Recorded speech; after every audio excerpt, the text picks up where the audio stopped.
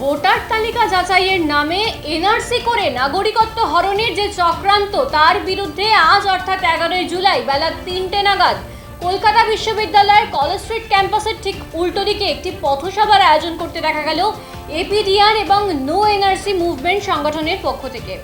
এই পথসভার মধ্যে দিয়ে নির্বাচন কমিশনের যে ভূমিকা তার সম্পর্কে কিন্তু তীব্র নিন্দা জানানো হয়। এর পাশাপাশি এই এনআরসির ফলে শুধুমাত্র বাংলা বিহার নয় সমগ্র ভারতবর্ষে যে ভয়ঙ্কর পরিস্থিতির সৃষ্টি হবে সে সম্পর্কে কিন্তু বক্তব্য রাখা হয়। পাশাপাশি পরিযায়ী শ্রমিকদের নিয়েও কিন্তু কথা বলতে শোনা যায় এই পথসভার মধ্যে দিয়ে।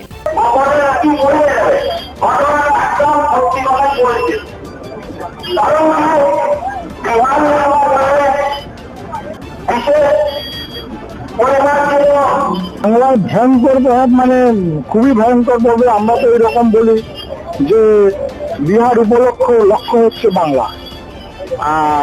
যদিও আমরা মনে করি যে গোটা ভারতবর্ষের উপরে এটা প্রভাব পড়বে, কারণ নাগরিকত্ব আইন কোনো বাংলা বিহার উড়িষ্যা এরকম কেন্দ্রিক নয়। নাগরিকত্ব আইনটা হচ্ছে গোটা ভারতবর্ষের উপরে এটা প্রযোজ্য হবে, কাজে বিষয়টাকে ওই জায়গা থেকেই দেখা উচিত। কিন্তু একটা দিকে যদি দেখতে হয় যে মানে যেটা উঠে আসছে বা সূত্র মারফত যদি কথা উঠে আসছে যে বাংলাদেশ থেকে বহু মানুষ আসছেন যারা অলিখিত ভাবে বা কোনো পাসপোর্ট চাই, তাদের ক্ষেত্রে কি হবে?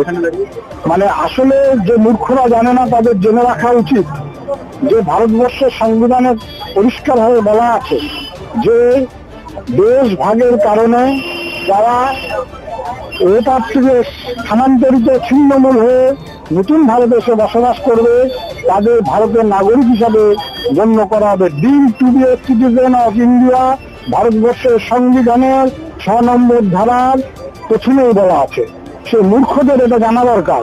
1 নম্বর, কারণ এই যে ওপার বাংলার যে মানুষেরা যারা বর্তমানে এপার বাংলায় আছে, যদি থেকে থাকে বা যারা আছে, তারা এই ভারতবর্ষের স্বাধীনতা এবং গত 500 বছর ধরে ভারতবর্ষের জন্মলগ্ন থেকে তারা ভারতের মানুষ।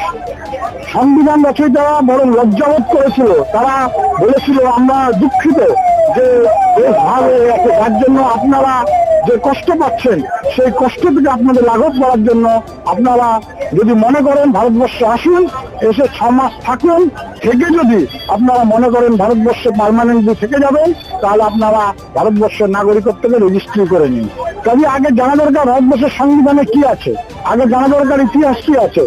এই সংবিধানের ভিত্তিতে যে নাগরিকত্ব আইন তৈরি হয়েছে 1955, তাতে সুস্পষ্টভাবে দেওয়া আছে দেশভাগের কারণে ছিন্নমূল স্থানান্তরিত হয়ে যারা বর্তমান নতুন সীমাযুক্ত ভারতে বসবাস করবে তাদেরকে নাগরিকত্ব দেওয়া হবে।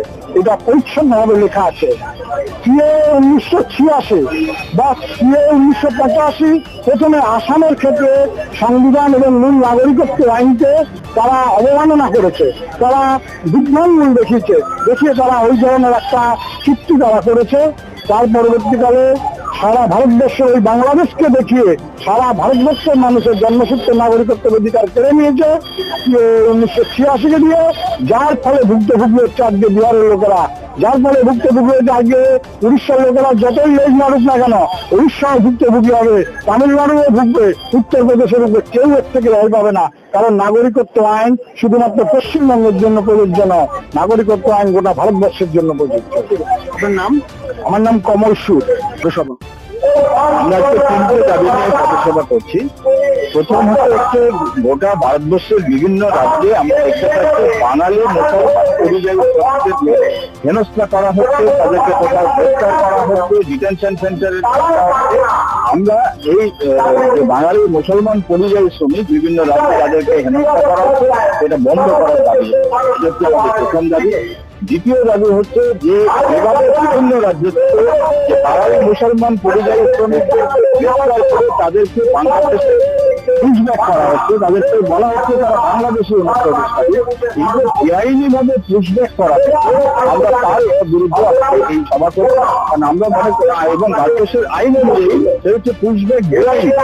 আর অন্য দেশে যদি তাকে পাঠাতে হয় তাহলে একটা আইনি প্রক্রিয়ার মাধ্যমে 2 দেশে সমঝোতা করে তাকে অন্য দেশে পাঠাতে হয়। কিন্তু যেখানে ভারতবর্ষে সম্পূর্ণ বেআইনি ভাবে পরিষ্কার করা হচ্ছে এর বিরুদ্ধে আমাদের প্রতিবাদ।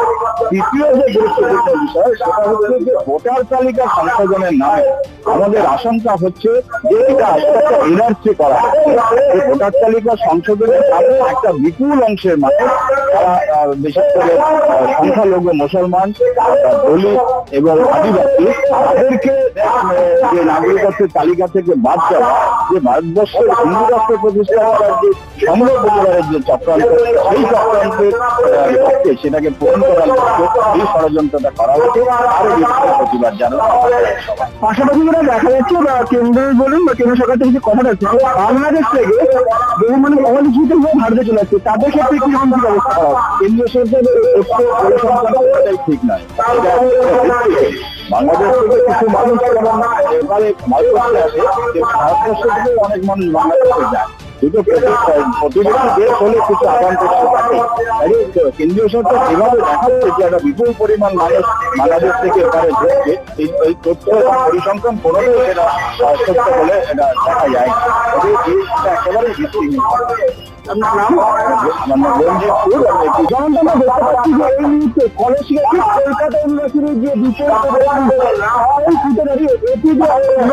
সংগঠনের তরফ থেকে মাধ্যমে যে নতুন তার বিরুদ্ধে এবং এনআরসি না হওয়ার বিরুদ্ধে সভা করা হয়।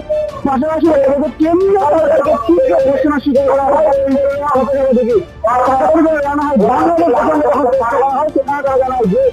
বাংলাদেশ হচ্ছে ভারতের প্রতিবাদে আদান প্রদান থাকতেই পারে বা সেই প্রসঙ্গে কেন্দ্রীয় সরকার যে বর্ণনা করছে তারা সম্পূর্ণ